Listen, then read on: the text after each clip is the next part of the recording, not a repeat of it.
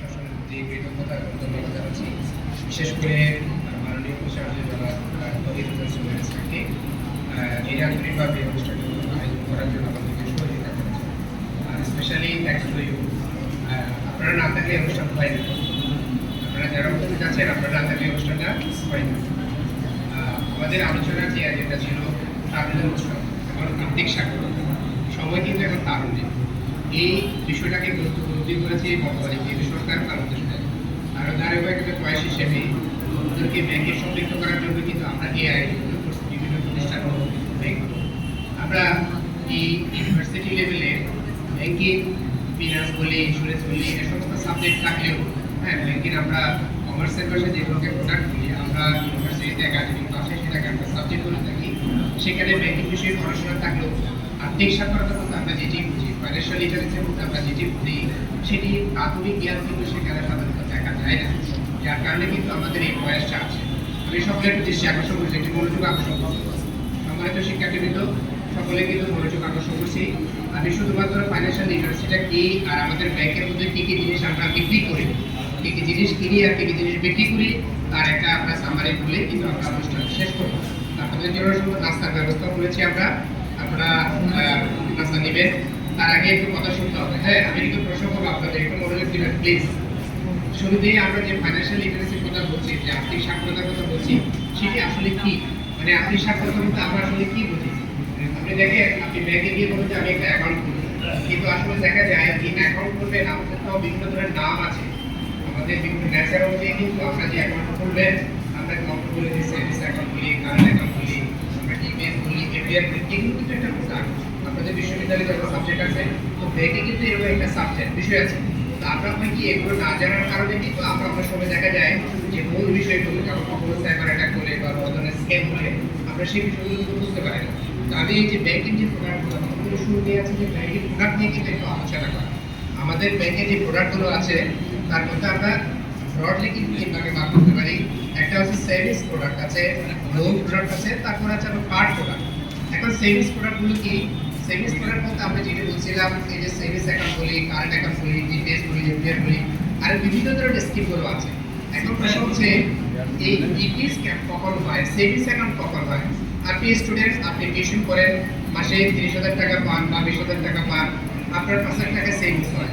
এখন এই 5,000 টাকাটা আপনার সেভিংস হয়, এই টাকাটা আপনি কোথায় রাখবেন? আপনি যদি বাসায় রাখেন, আপনার যদি হাতে থাকে, এটা কিন্তু খরচ হয়ে যাবে। তাহলে এই ব্যাংক বলছে আপনার যদি একটা অ্যাকাউন্ট থাকে, সেভিংস অ্যাকাউন্ট যার নাম দিয়েছে, যদি অ্যাকাউন্ট থাকে আপনি 5,000 করে সেখানে সেভিংস করবেন, তবে সেখানে ফ্যাসিলিটিগুলো কি আছে? আপনাকে কার্ড দিবে, চেক বই দিবে, আপনি সপ্তাহে যে কোনো সময় যে কোনো দিন টাকা উইথড্র করতে পারবেন। সেভিংসের যে ন্যাচার সাধারণত আমরা বলি। কারেন্ট অ্যাকাউন্ট কি? আপনি একটা স্টুডেন্ট, আপনি বলতে আপনি একটা কারেন্টের মূল্য, আপনি কারেন্ট অ্যাকাউন্ট খুলতে পারেন না। একটা হচ্ছে বাংলাদেশ ব্যাংক, এবং ব্যাংকের যে আইন আছে সেই আইন হচ্ছে কিন্তু কারেন্ট অ্যাকাউন্ট সাধারণত ব্যবসায়ী যে কনসার্নগুলো থাকে, কর্পোরেট যে কনসার্নগুলো থাকে, তারা সেটা খুলে থাকে। সেক্ষেত্রে আবার কতগুলো এসএনডি বলি আমরা, স্পেশাল নোটিস ডিপোজিট, সেটা ভিন্ন বিষয়। আর রিটেল গ্রাহকের জন্য কিন্তু ডিপিএস বলে আমরা এফডিআর বলি। আমরা ডিপিএস এফডিআর কখন করি? এবং যদি কেউ বলবে ডিপিএস কি, মানে নাম শুনছেন ডিপিএস, আপনি শুনছেন ডিপিএস, ব্যাংকে ডিপিএস করে এফডিআর করে, এরকম নাম শুনছেন না?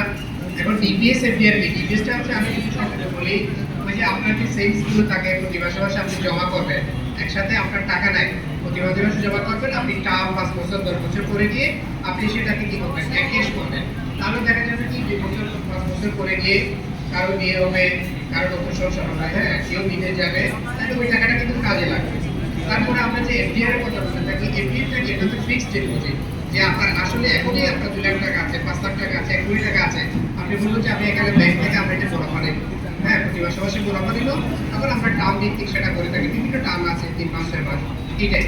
এই সেভিংস প্রোডাক্টের পর আমরা যদি লোনের কথা বলি, সাধারণত কাস্টমারের হয় কি যে লোন বিষয়ে কিন্তু আমরা অবগত হয় না।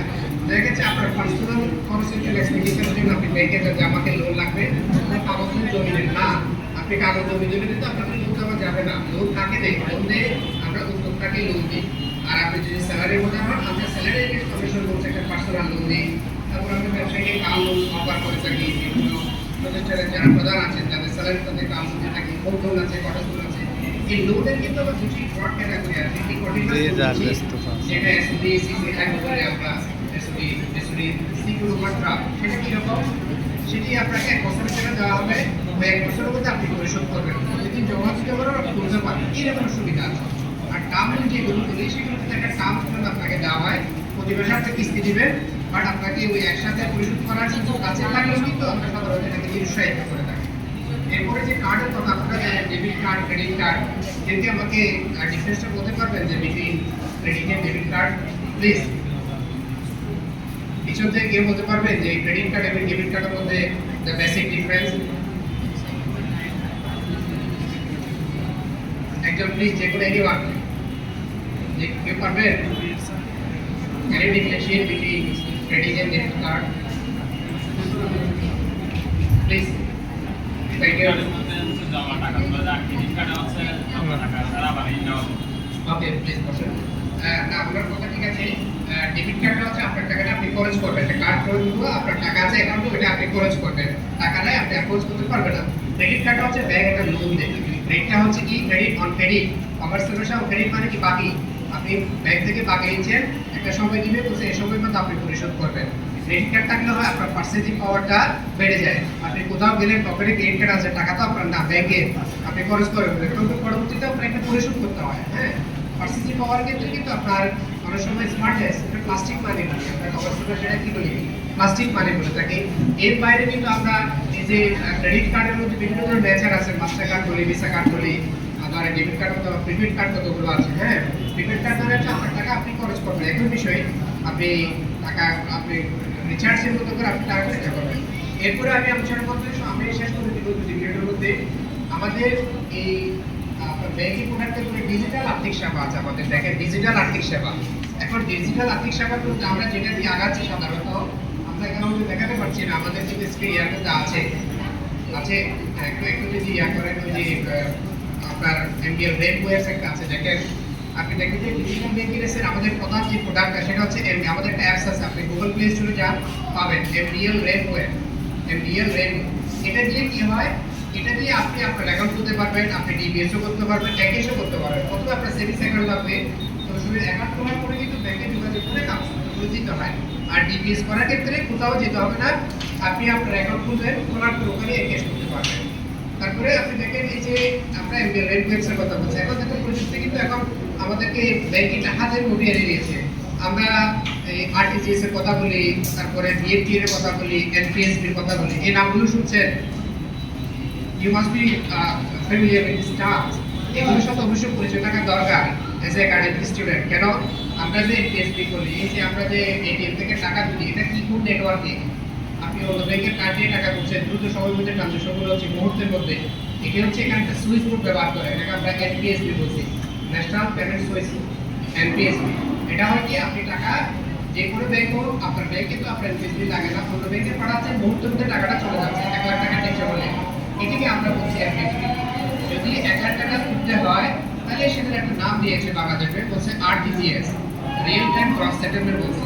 হ্যাঁ, এটা কিন্তু আপনার মুহূর্তের মধ্যে হয়ে যায়। আর ফান্ড ট্রান্সফার যেটা আছে সেটি একদিন পরে হয়, বর্তমানে একদিন পরে টাকাটা ট্রান্সফার হয়, কোনো খরচ যায় না। এনপিএসবি আরটিজিএস একটু খরচ আছে, 10 টাকা হোক 100 টাকা খরচ আছে। তাহলে আমরা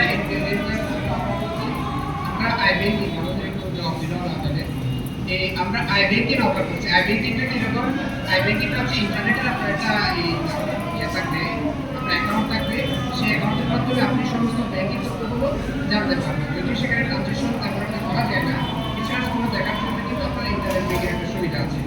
এর বাইরে কিন্তু আমরা ই চালান, আপনার ট্যাক্সের টাকা, পাসপোর্টের টাকা, বিভিন্ন ধরনের সরকারি গভর্নমেন্ট কিন্তু আমরা সাধারণত ই চালানোর মাধ্যমে নিয়ে থাকি। সর্বশেষ আমি আমাদের এই বিকাশের মতো আমাদের আরেকটা প্রোডাক্ট আছে, যেটার আমরা নাম দিয়েছি মাই ক্যাশ। বিকাশ যেমন আছে ব্রাক ব্যাংকের, প্রতিটা ব্রাক ব্যাংকের মাই আলাদা একটা সংস্থা, তো এরকম আমাদের একটা মাই ক্যাশ আছে, প্রোডাক্ট আছে আমাদের এমবিএস। আমরা যদি মাই ক্যাশের অ্যাকাউন্ট বানাতে পারি তাহলে আমরা বাজারে করতে পারবো, বাজারে আমরা দিতে পারবো সেটাই। এরপর আমাদের এজেন্ট ব্যাংকিং আছে। আপনারা জানেন এজেন্ট ব্যাংকিংটা কি হয়? এজেন্ট ব্যাংকিংটা হচ্ছে যারা ব্যাংকিং ইনভয়েস, যারা হোটেলে, যারা ট্রেডগুলো আছে, তাদেরকে ব্যাংকিং সুবিধা দেওয়ার জন্য একজন দোকানদারের সাথে ব্যাংকের ছুটিতে যে ব্যাংকিংটা হয় সেটি হচ্ছে কি কোনো অফিসার থাকে না, ওই দোকানদারের হচ্ছে আপনাদের মালিক হচ্ছে ব্যাংকের সাথে কাজ করে, অফিসার থাকে কিন্তু সবসময় থাকে না, এটি কোনো এজেন্ট ব্যাংকিং। এক্সামিনেটিভ কাজ করতে হবে উইথ লিমিটেড সীমিত পরিসর। আজকে আমরা এখানে আসছি মূলত আপনারা তরুণ